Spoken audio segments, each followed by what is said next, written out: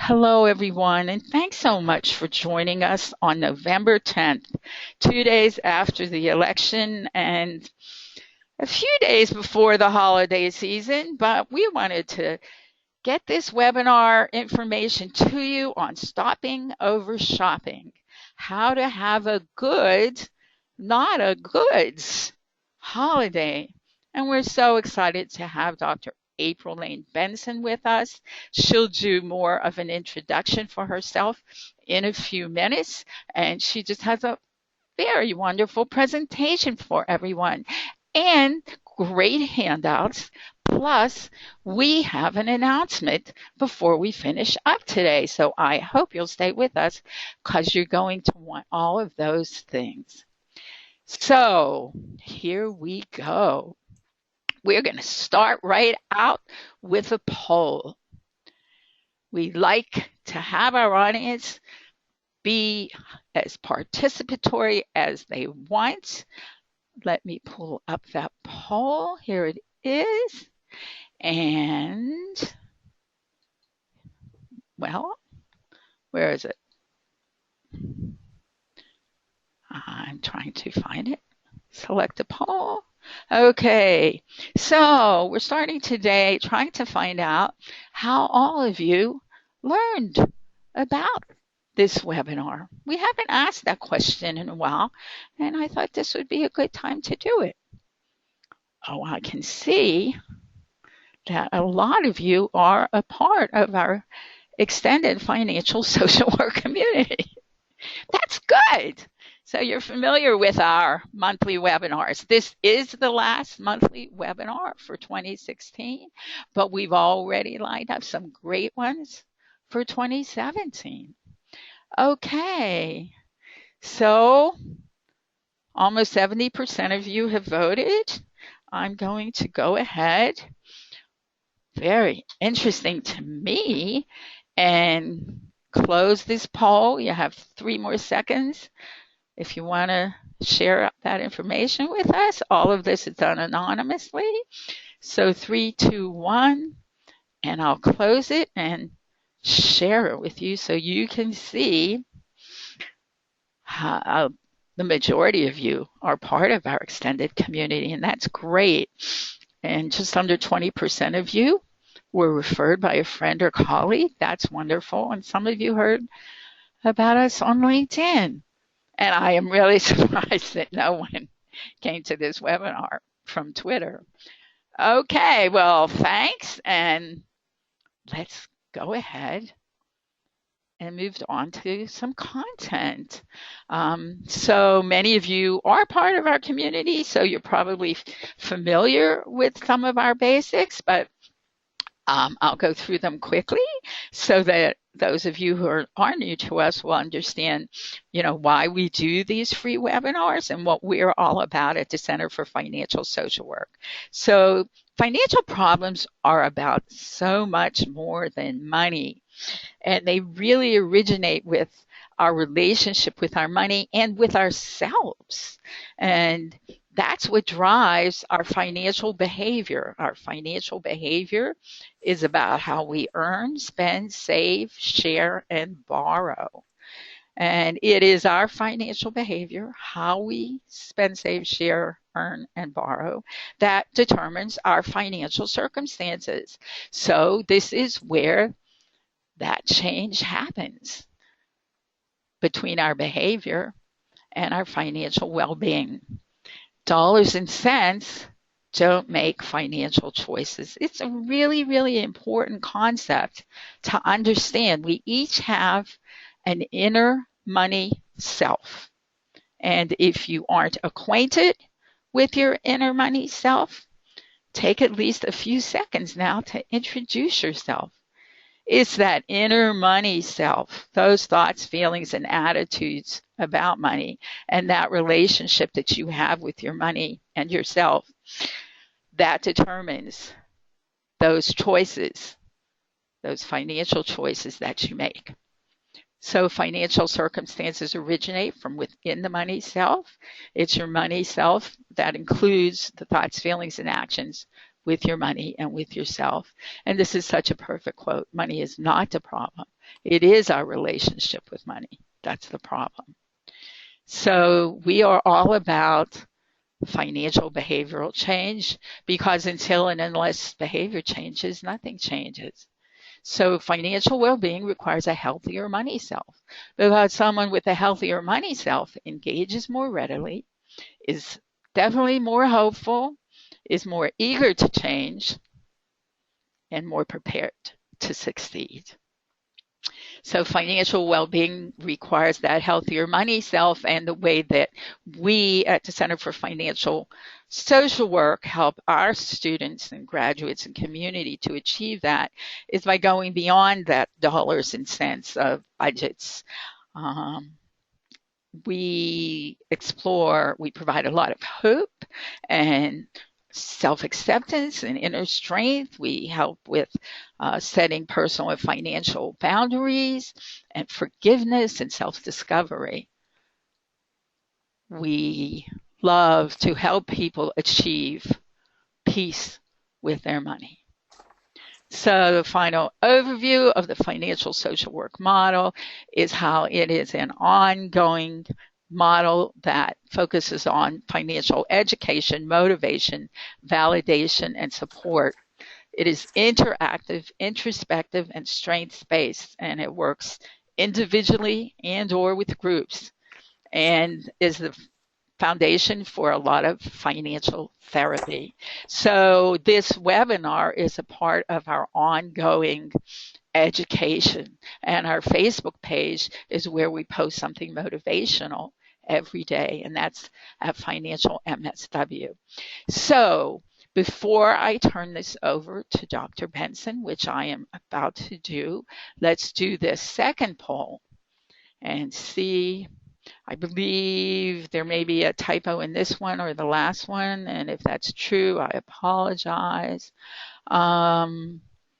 Okay, let's do this one and have you take a look at your feelings with regard to holiday spending this year.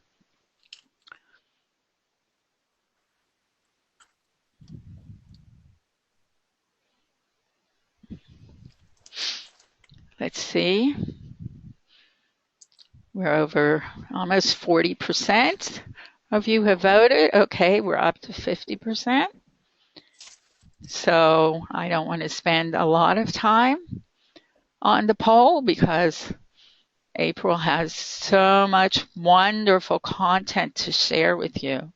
And then we'll get to those wonderful handouts and the Center for Financial Social Work surprise. Okay, we're over 70%.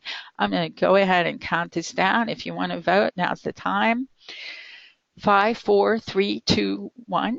And it seems like, let me close that. Seems like most of you are feeling prepared for the upcoming holiday season.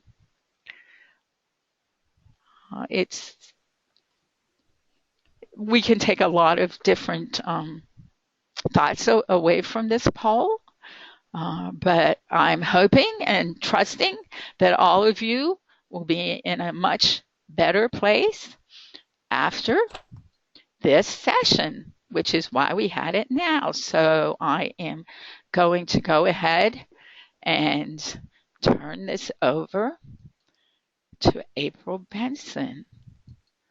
Okay. All righty.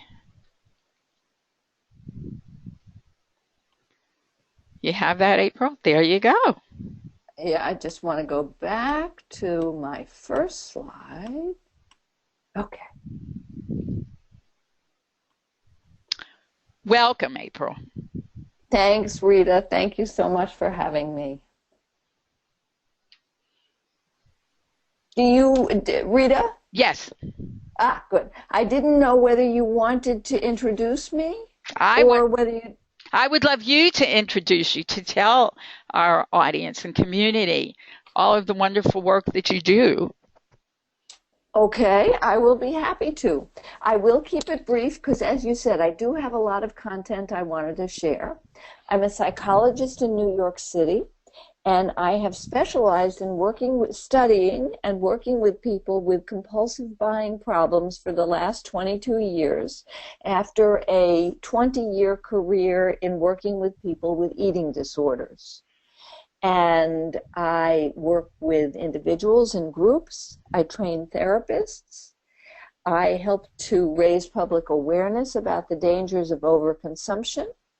We have a Stop the Shopping Insanity audio program, which is a set of 3 audio tapes of interviews that I did with 3 recovering shopaholics, each of whom wrote a book about her recovery. We also have a text messaging program available in the United States and Canada, and now a clone of it in Australia, where you sign up for the program and you get 3 months of tailored text messages every day. They're tailored based on a survey that you fill out at the beginning. And it also has an interactive feature where 24/7 you can text the system when you have an urge to overshop or when you've already started, and the system will text you back immediately and offer you immediate help to try to talk you off that emotional ledge. So that's pretty much the long and short of it. So I'd like to begin the presentation, which I call Have a Good, Not a Goods Holiday. The holiday season is upon us, and for the millions of us who have trouble limiting our spending, this time of year can be especially difficult.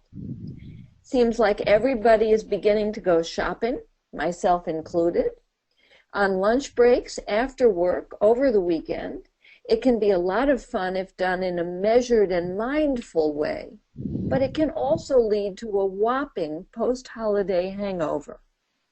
For a very large percent of people, they're paying off their holiday debt well beyond the middle of the following year. Excuse me, I'm sorry, April. Are you not moving slides? Not yet. Okay, I just want to verify. Yeah, no, I haven't moved a slide yet, Dorlee. Thanks for asking. Thank you. Holiday shopping can be a self-defeating treadmill, an endless exercise in futility because we've been manipulated into expecting that what we buy can fill our innermost void, regulate our emotions, repair our moods, or provide us with a perfect image. We're inundated with reminders about Christmas being a time for giving, all the other end-of-year holidays as well. All those messages are interwoven with messages about giving by buying material goods, which obscures the meaning of giving. It's so important to stop and pause for a moment and consider what the holiday season means to you and whether it has anything to do with the purchase, the acquisition, and the giving away of more and more material goods. Maybe for you it's about something else, something more meaningful, something more enriching, something more soul-fulfilling than heading down to the mall, loading up on gifts and giving them away and being on the receiving end of that too. I've put together a 10-page handout with information and resources that I hope will help to make your and your clients' holiday shopping and gift giving a much more mindful process. As I'm sure your experience proves out, that talking about compulsive buying and spending with clients is a hard sell, and for those of us who shop compulsively, it's often something that we tend to avoid and deny because consumption fuels our economy. Compulsive buying disorder has been called the smiled upon addiction, and here are 2 slides that illustrate this point beautifully. This posted, "Whoever said money can't buy happiness just didn't know where to shop. Kind of says it all. And this is actually a postcard that came to my home a good dozen years ago. Head to Barney's, New York for the psychotherapy sale. Bring your emotional baggage and fill it with mood-enhancing bargains for men and women. Get in touch with your inner shopper, a play on inner child. So if this isn't retail therapy, nothing is. My guiding principle when it comes to shopping and buying for the holidays is this. What's most important is to have a good, not a goods holiday, and one way to achieve that is to give experiences rather than things, which we'll talk about several times during the course of this webinar. I thought I'd start with just a quick overview of what I'm going to cover. First, we're going to talk about the commercial run-up, then how to resist holiday overspending on ourselves and other people. We're going to talk about the holiday spending plan, which is a gift to yourself. We're going to talk about what new research tells us about what kind of giving makes us the happiest. We're going to talk about ways technology can help you stay on track. We're going to talk about satisfying out-of-the-box non-material goods and ideas to share with your clients. So let's begin with the commercial run-up, part 1. There is one way we're assaulted at this time of year is by the sheer number of special pre-holiday shopping days that bombard us with buying opportunities galore, and the relentless pressure this puts on us as consumers to buy, which also creates consumption fatigue and leads to poor buying decisions, is an unfortunate after effect of this. Those days begin with Thanksgiving Day itself, now called Gray Thursday. The weekend of Thanksgiving has become an increasingly competitive game of one-upmanship as retailers move store openings earlier each year. Meanwhile, other retailers, including Costco and Nordstrom, have shot back by refusing to open on Thanksgiving Day. There was a lot of very strong reaction to Gray Thursday. A number of press articles were written about the outrage people felt that Thanksgiving was no longer about giving thanks and being a family holiday. People were being asked to work that day. Some people were feeling pressured to shop even on a holiday because of the sales come on. The day before Thanksgiving 2 years ago, DSW sent out an email with this subject line: Thanksgiving Day online, insane prices, eat your turkey at the computer. If we accept this as the new normal, if being with loved ones in a meaningful way is increasingly overshadowed by meaningless buying, we're falling down a rabbit hole from which we'll never emerge. I was glad to see that we got some pushback last year, and some fast food restaurants and chain stores actually closed on Thanksgiving so that their workers could be with their families.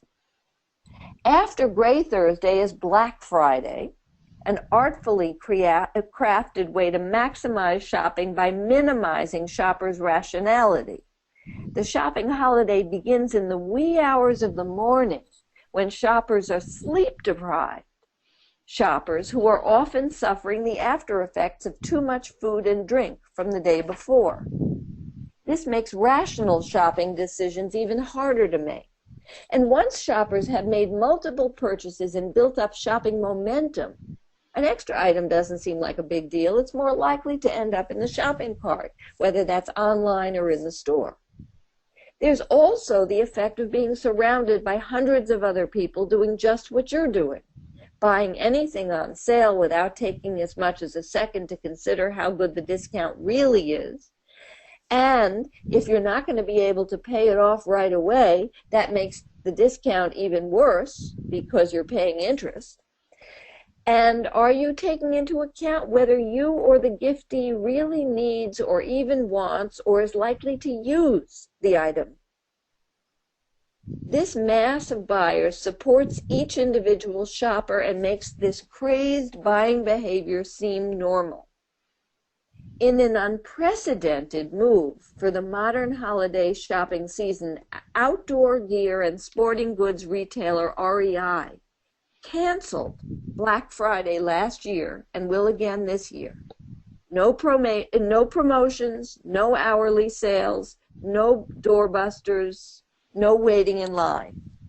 They launched a campaign encouraging people to forego shopping to spend time outside instead. The CEO of REI says, as a co-op, we define success a little differently. It's much broader than just money. How effectively do we get people outside? REI is hoping to convince consumers to start a new Black Friday tradition, one that doesn't involve buying anything. This is a bold decision in an industry that's practically made the day a mandatory part of business, not only because customers demand it, but because the bottom line often does too. The holiday shopping season is the biggest and most competitive time of year for retailers, with Black Friday at the center of the hoopla. This is the graphic for hashtag opt outside. This Black Friday, I'll be outside. And here is what REI says about what they're doing. They're promoting getting outside instead of waiting in line on Black Friday. Take family, friends, or your best friend yourself and go for a hike on November 25th at 10 a.m. and start a new tradition to take it outside, connect with nature, and give thanks for nature's gifts. There's also annual Buy Nothing Day, and this is from 2013. That's also an antidote to Black Friday. It's an international day of protest against consumerism. I'm not going to go through all of the other special shopping days for lack of time, but just so that you know, we now have Small Business Saturday, which is the Saturday after Thanksgiving.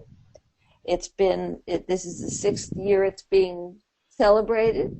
It's a counterpart to Black Friday and Cyber Monday because those feature big box retail and e-commerce stores, respectively. By contrast, Small Business Saturday encourages holiday shoppers to use brick-and-mortar businesses that are small and local. Cyber Monday, the Monday after Thanksgiving, has been considered in recent years to be the start of the online holiday shopping season, the online. The National Retail Federation coined it over 10 years ago to describe a sharp rise in online revenue and traffic the first Monday after Thanksgiving.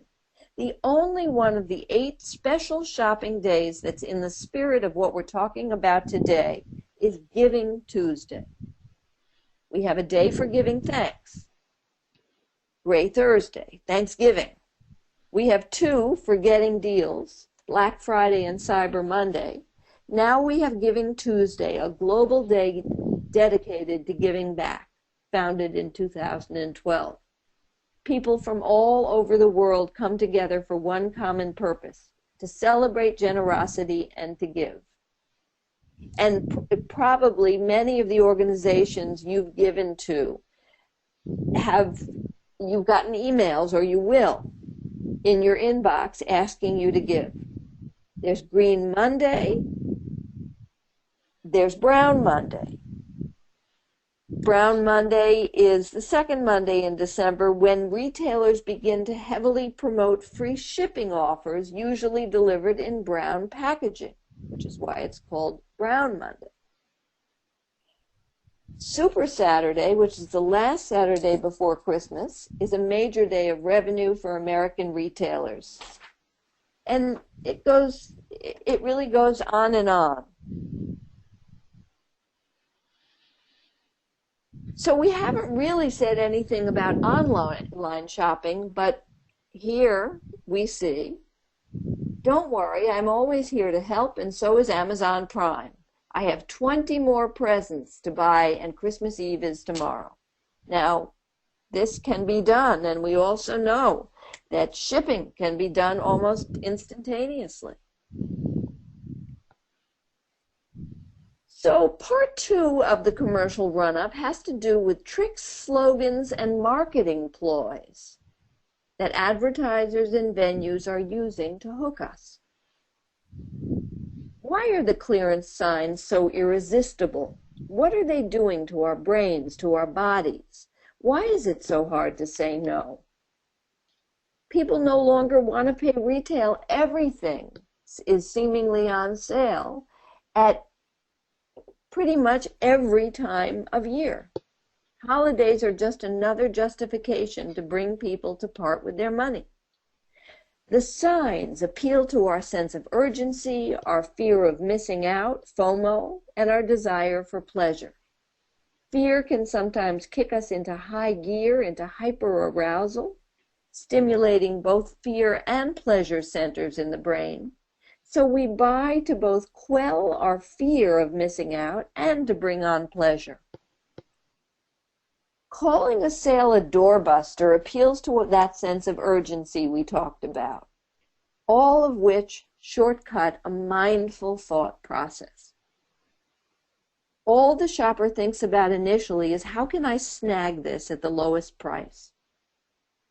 Advertisers use bait and switch tactics, in which they hawk an incredible product at a very low price, the loss leader, to bring customers to the store. However, they only have a limited supply of that product. Once stock on it is sold out, the next best thing will be a less attractive product at a less attractive price. However, since the shopper got up early and waited in line, he or she is much less likely to go home empty-handed. The physical layout of the stores and the overall ambience are all designed to promote buying, done to interrupt the rational thinking process. Nothing happens accidentally. The colors that are used relate. Red is a color of urgency as well as Christmas. Studies have shown that people buy 50% more if red is in the lettering or the background of a sign. It affects our physiology. It encourages us to buy more and to buy more quickly. The other thing is big bins, the warehouse environment, where more things are packed in, the aisles seem smaller. Temporary shelving in the aisles gives us the sense that what's in it is a great bargain, even if it isn't. These two things play a part in short-circuiting what's going on in our brains, making it much less likely that we'll ask ourselves smart purchasing questions like, why am I here? Do I need this, or does the other person need this? What if I wait? How will I pay for it? Where will I put it? Is the person likely going to want to return it?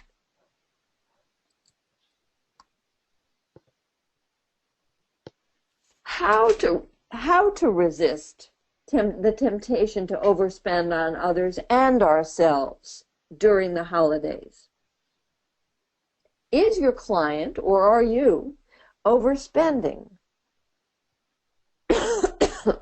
We're more likely to buy things for ourselves in particular, things we don't need this season because they seem like a bargain and like a deal you'll never get again.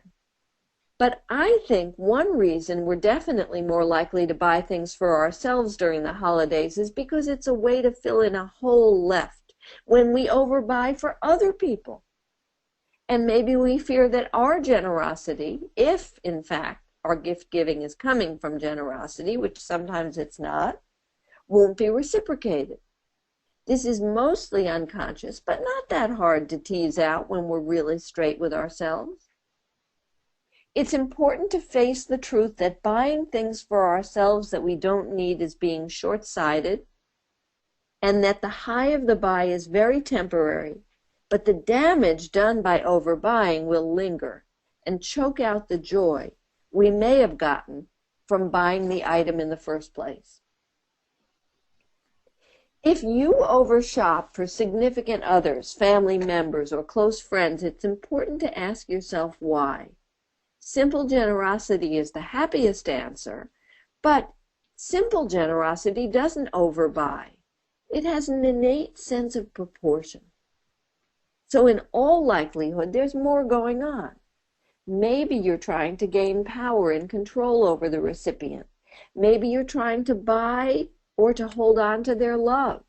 Maybe you're challenging them to reciprocate in a kind of test. Maybe you're responding to their pressuring you for a gift. In your heart of hearts, you must know that you can't manipulate the feelings of important people in your life by overgifting them. It will ultimately make a good relationship, good feelings sour, or bad feelings worsen. To keep on track, why don't you team up with a friend or suggest your client team up with a friend? Each of you can serve as the other's shopping support buddy. For more on shopping support buddies, look at the friends and family section of the blog on my website, and you'll get the URL for that at the end of the presentation. With your friend, make out your lists together, enjoying a couple of evenings at home using your apps to find the items on your list. Then head out to the store, making a game out of seeing how little you can spend and still give meaningfully to everyone on your list. And that, of course, includes giving experience gifts rather than tangible ones, and we'll be talking about that some more soon. The winner treats her buddy to a movie. If you spend on experiences rather than gifts, research shows it's much more satisfying. And if you shop with a buddy, both of you enjoy a conscious treasure hunt, and both of you go home satisfied. Someone who knows how tempting it is for you can help you to stay on the straight and narrow. Here are some ways to avoid overspending. Don't bring your kids with you. They'll help you spend 29% more than your budget, according to a study of nearly 3,000 consumers. Don't shop with your partner. According to this same study, he or she will make you spend 19% more than planned. Don't use a shopping cart. People who carry their stuff spend 8% less. Carry $100 bills. People are far less likely to want to break bigger notes. And while we're talking about that, pay for everything using cash and you will spend significantly less.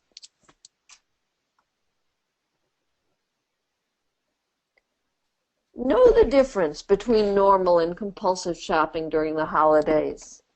It can be difficult to differentiate.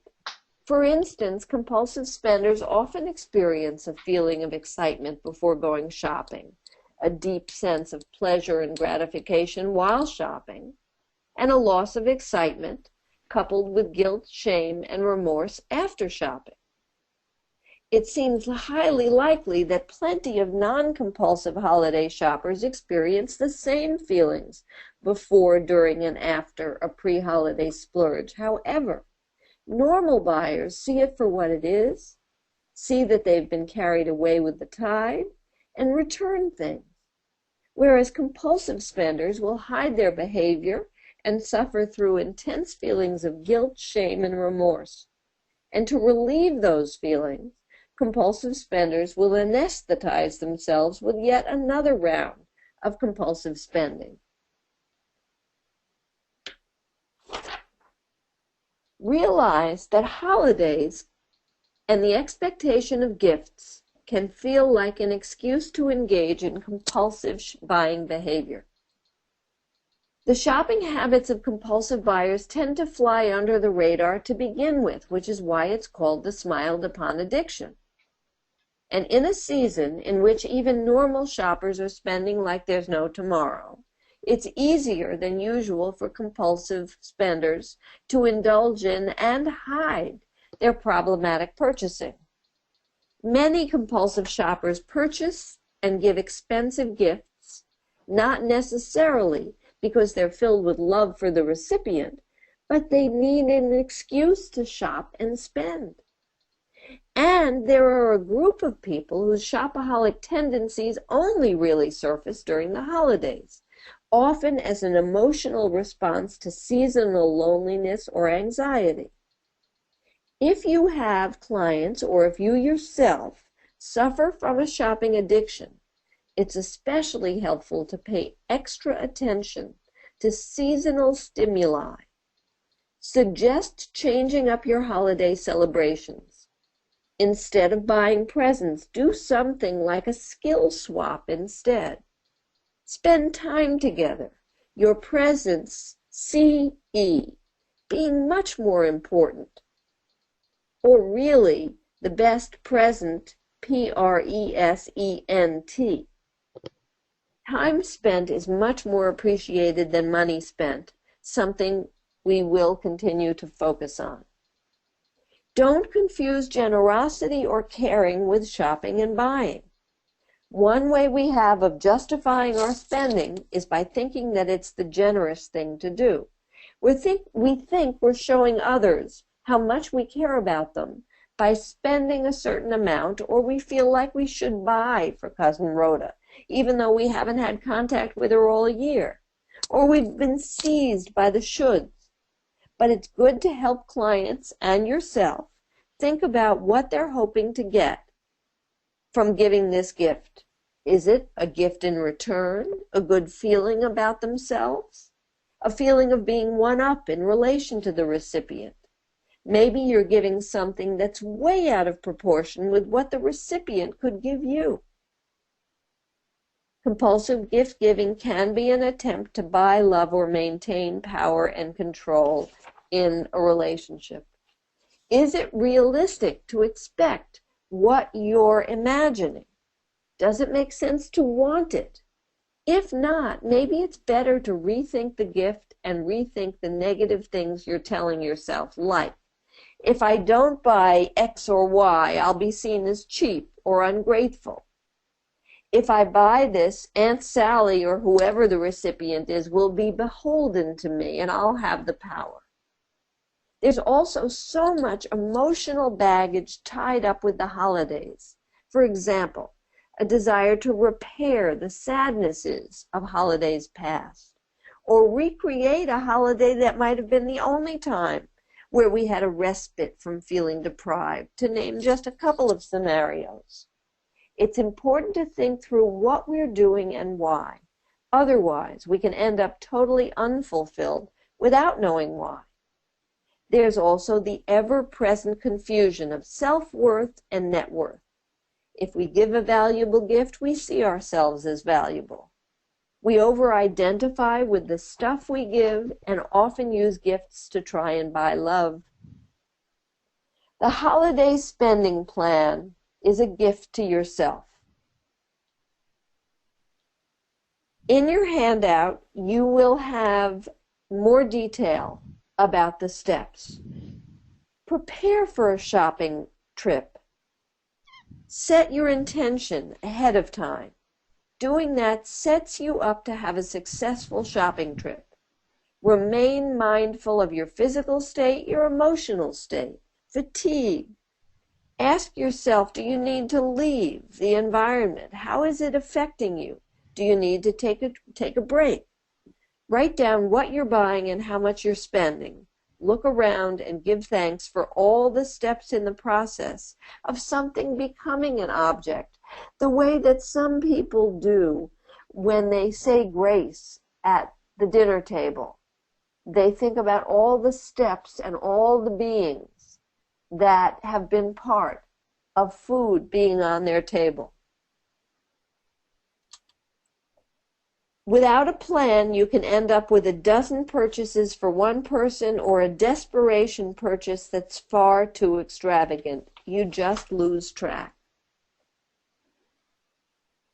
On pages 2 and 3 of your handout, The series of steps necessary to create the plan is all there, and then to evaluate your risk of overshopping with the plan. If it's too high, you go back to the drawing board and reshape your plan so that it's more likely to be successful.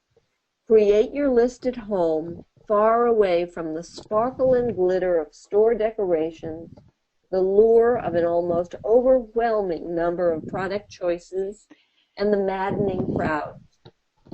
Note who you're buying for, what you want to get, how much you can comfortably afford, and how much time you want to spend looking.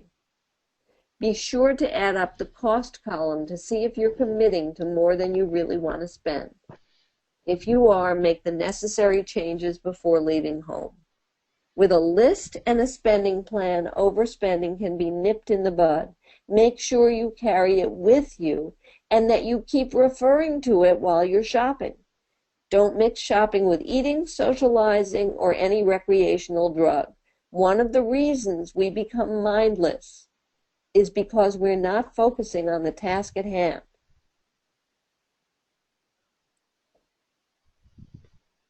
On your handout, I've described 2 apps that might help you with your shopping holiday spending plan: the Better List app and Santa's Bag. We're not going to go through that now. They are on your handout. We are going to talk about what cutting-edge research has to tell us. And what it has to tell us is that if money isn't making you happy, then you're probably not spending it right. Most people don't know the basic scientific facts about happiness, about what brings it and what sustains it. And so they don't know how to use their money in a way that leads to happiness.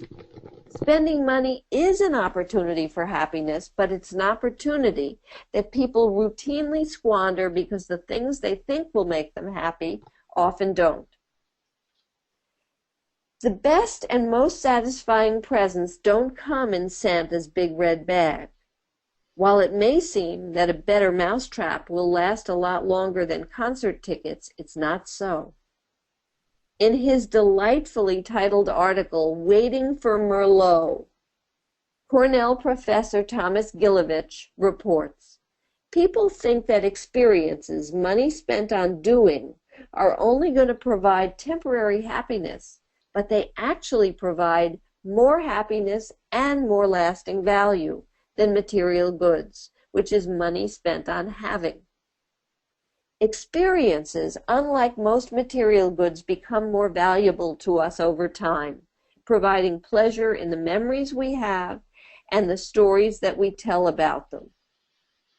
We also have the anticipatory pleasure.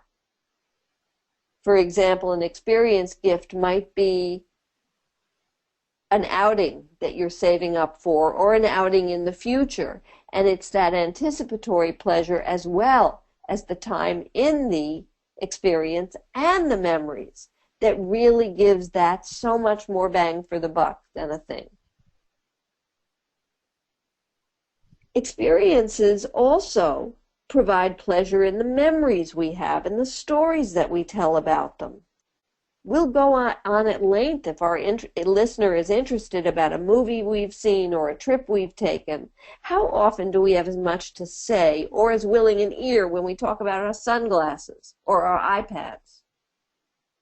Experiences aren't nearly as likely to disappoint or lead to regret as material goods because they're unique to us.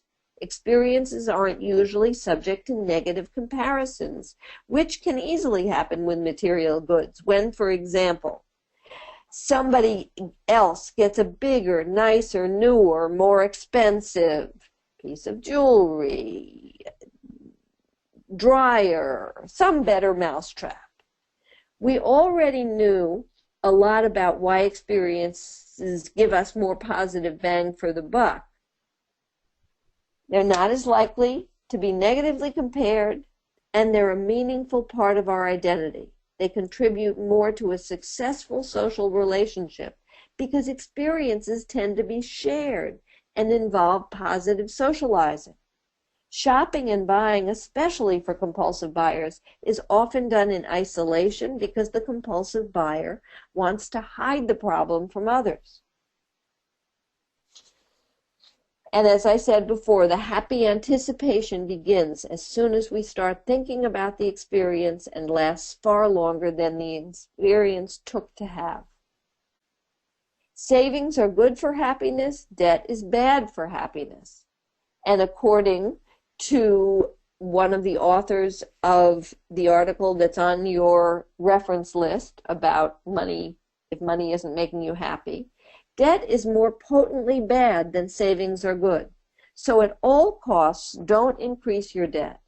If the restaurant you've chosen for your family reunion is at the cost of going into debt or incurring more debt, the negative impact of that looming credit card bill will overrule the positive impact of the event. Save the dream vacation and give yourself the biggest present of all by paying down your debt, or better yet, paying it off.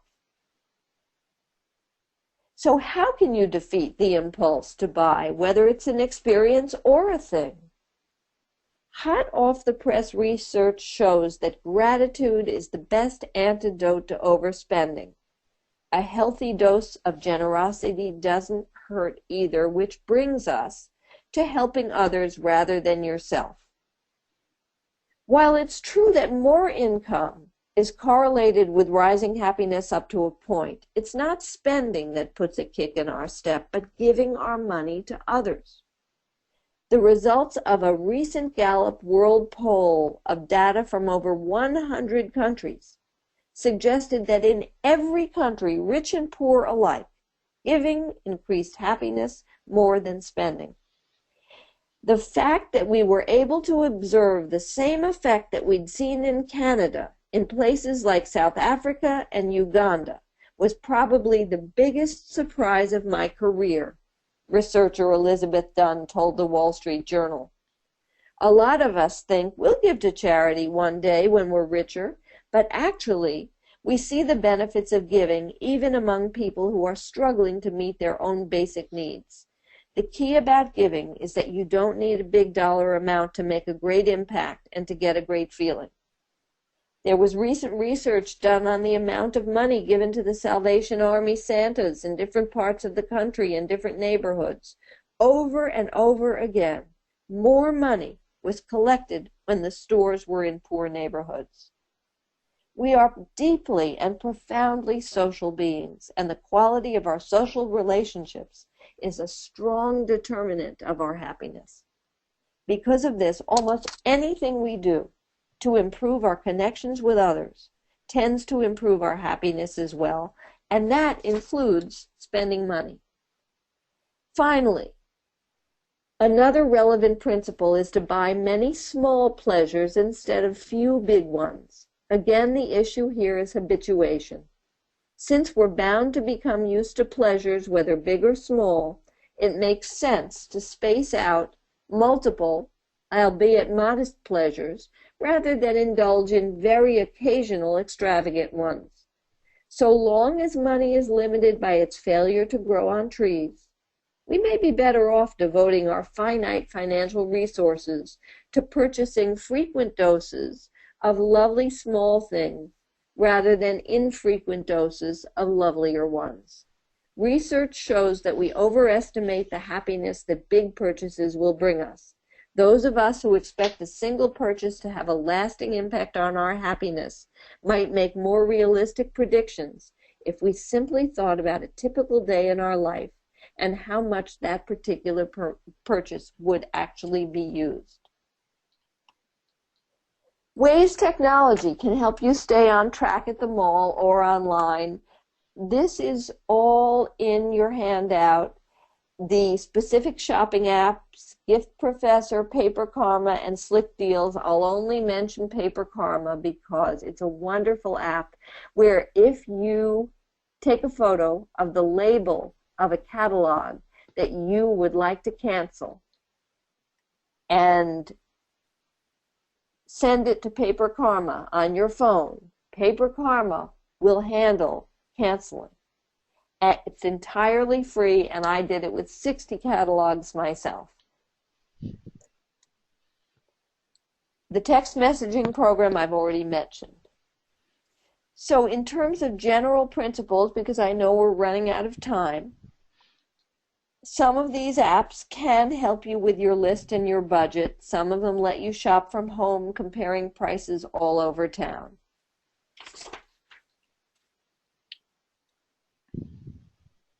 Everything I've said up till now notwithstanding, it's hard to say definitively if any given app is going to be useful for you, because so much depends on somebody's capacity to stay focused, his or her propensity to overshop, and a given individual's ability to resist creating an overstimulated experience.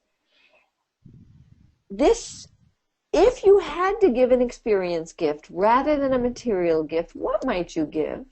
Here are some ideas to get you started. A coupon to make dinner for someone on your gift list. An afternoon of computer help. Give your giftee a gift certificate for a hike in the country that you'll lead. Gifts that keep on giving are listed on your handout. Cards, for example, that you purchase from cardsthatgive.org. So even in your holiday card, you can be giving. The Heifer Project, many of you know about, where you give an animal to a family in a foreign country, and the offspring of that animal gets gifted to the next family. So this whole section is on your handout, whether gift cards and gift certificates are a good gift. Some statistics on how rarely they're used are on your handout. Different classes, organizations that support women's rights, that make microloans, all of these are on your handout. Communal versus individual gifts is giving a communal gift, buying something for the whole family. I had a client where the 4 adult children jointly owned a house in Vermont, and they decided rather than buying gifts, they'd buy one modest gift for one person in the family and pool their money to buy something for the house. This is an experience that they remember very fondly. Aligning inner and outer. Have your gifts be a reflection of your innermost values, and knowing collective giving nurtures us all.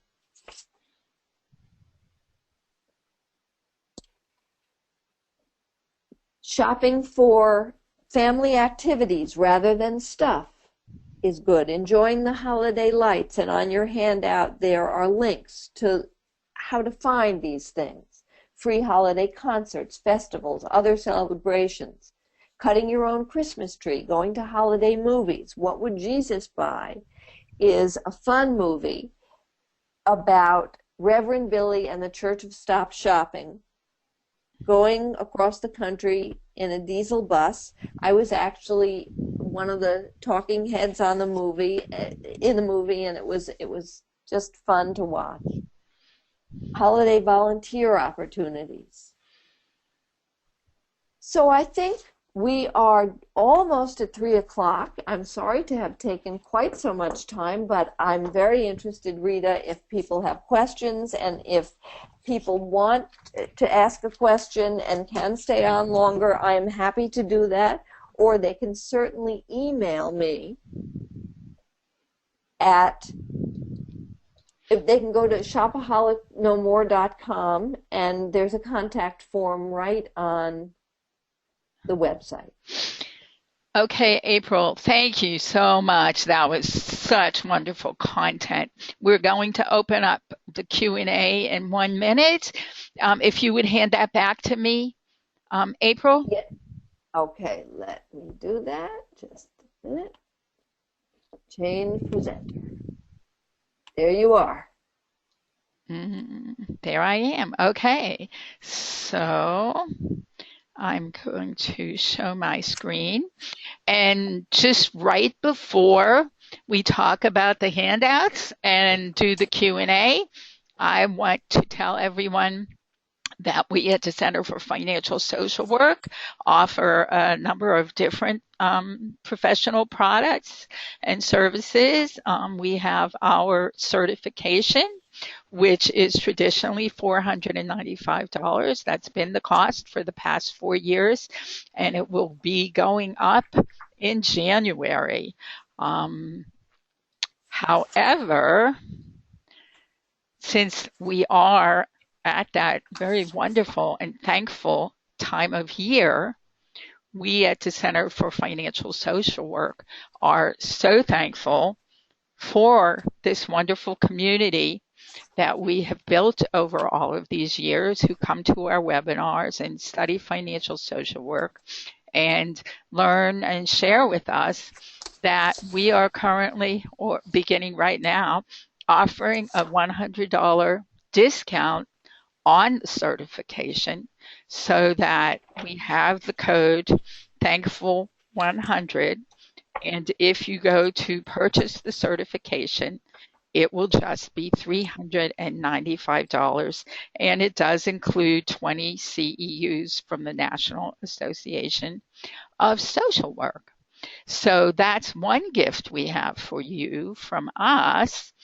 And now, if you head over to the rectangle in the upper right-hand corner, you should see a dashboard of sorts that says handouts. I am not seeing it right now. Dorley, are you seeing it? Right, April, are you seeing it? It's labeled like a gray bar that says handouts and has a -3, and then you click on the little triangle next to the word handouts, and then you'll see the 3 handouts, the 3 PDFs, and then you just click on each PDF and they'll download onto your screen. Thank you, Dorley. For those of you who have joined us in the past for our webinars, Dorley has always been here encouraging and supporting us. And this is her last webinar with us. And I just wanted to acknowledge how much we'll all miss her, especially me. I don't believe that I don't see that, but let's go ahead to your questions. Dorley, do you have those questions open? I'm trying to. Yes. Let's see. Okay. So they were commenting about the slides not changing as well. Through the whole webinar? No, just at the beginning. Okay. And then they're saying, okay, I should have waited. Okay. Yes, I see the handouts. Actually, I'm not seeing any questions. I guess everyone is still trying to wrap their head around all of this information. Go ahead. They're just saying, they just received the hand. Yeah, so they're doing fine. It was a lot of information. This was a wonderful webinar, April. You really provided such information. Thank you. Okay, if you have any questions, now would be the time to send them over. Rita? Yes. Can you hear me? I can. Oh, good. It occurred to me that depending, of course, on an individual's thoughtfulness about whether this could be a good idea, last year I sent out a broadcast about making the text messaging program a holiday gift for somebody who's got this problem and needs some resource, some way of dealing with it. Well, it sounds like a wonderful resource to me. I'm interested in learning more about it, actually. So everybody's getting those handouts. That's in the handouts, right, April? The text messaging program, yes. Okay. At the very last page of the handout is Visit Us Online, and it tells you what you can find on our website. And right on the home page, shopaholicnomore.com, you'll see the text messaging program up at the top of the home page and a link to it directly.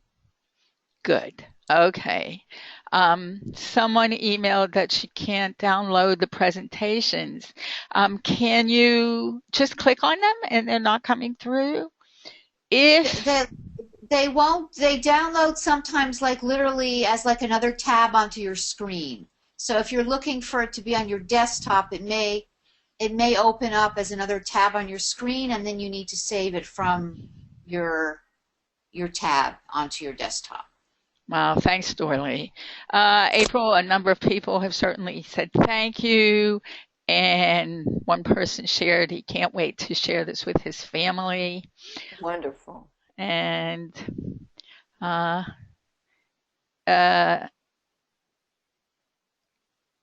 is there a test for a certificate? For the certification, there is an online exam. If you're talking about CEs or a certificate for this webinar, there are no CEs. We offer this free of charge to our entire community.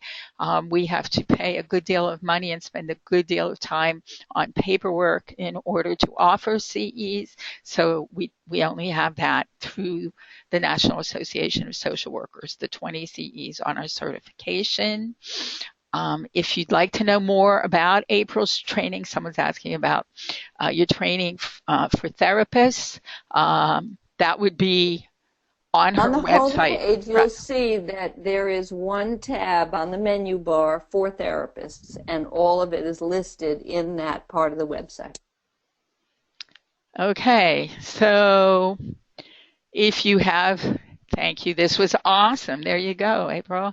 Here's my contact information. If you have any questions or problems, you can go ahead and email me at Rita@Financial Social Work. I especially want to thank Dr. April Benson for this wonderful, wonderful session. April, thank you so much. It was awesome. You are so welcome. And for those of you listening that don't know, Rita and I began this work at about the same time, and watching how financial social work has developed has been such a trip.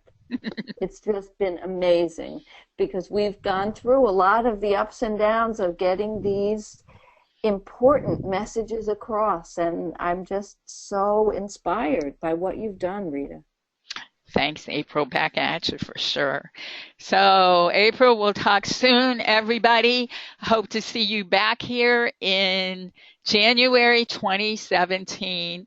But remember that we have that $100 discount on the certification, and it will be going up $100 on January 1st. So this is the time if you've been thinking about it. Have a beautiful Thanksgiving, and for sure, have a good, not a goods, holiday. Bye now. Bye-bye. Thank you. Bye.